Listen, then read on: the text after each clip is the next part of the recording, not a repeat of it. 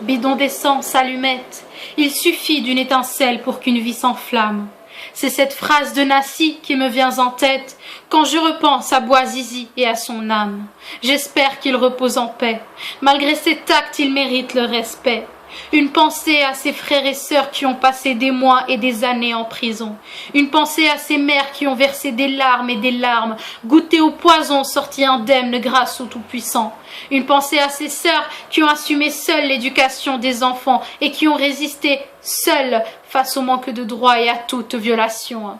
Fille de réfugiés politiques, j'ai vu ma mère verser des torrents. Rien ne l'apaisait si ce n'était que les versets du Coran. À l'âge de 19 ans, elle s'est enfuie loin de ses parents. Elle n'a même pas pu embrasser le front de son père une fois mourant.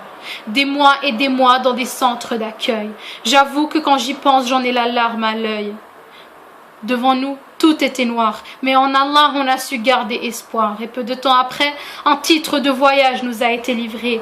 Crois-moi que ça fait mal lorsque ma maman m'y a écrit « Interdit de voyager en Tunisie ».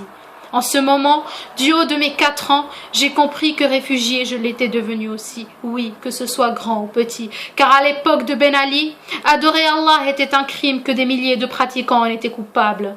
Ils ont voulu faire de nos vies un enfer et des situations tout sauf stables. Aujourd'hui, que comptent-ils faire? Même leur respiration n'est pas fiable. Les agressions et humiliations en prison, viens, je t'en fais une liste. Le nombre de sœurs voilées violées de leur scolarité privée, viens, je t'en fais une liste. Le nombre de familles qui vivent sous le seuil de pauvreté, viens, je t'en fais une liste. Le nombre des réfugiés, viens, je t'en fais une liste. Le nombre de martyrs tombés, viens, je t'en fais une liste. Et ensuite, on ose me dire que Narva est imposture, que le régime de Ben Ali n'était pas une dictature, que les jeunes n'ont pas de poste sûr, que le taux de chômage augmente et que la vie avant n'était pas aussi dure. Évidemment, vu que les médias vous bourrent le crâne avec de la pourriture. Le mal qu'ils ont semé viendra un jour où ils en récolteront le fond, la sueur au front. Ils veulent vendre ma Tunisie, cash et content au pays par la colonisation. Dictateurs égoïstes, des gens au cœur sioniste veulent arroser la Tunisie avec le seum t'as les athées et féministes par peur de la voir gouvernée par ses fils. Ils veulent que l'on disparaisse, qu'on s'efface, qu'on devienne une proie facile faisant partie d'un troupeau et qu'ils prennent notre place. Ils veulent faire de ma Tunisie un pays laïque, sans loi religieuse ni fondement islamique.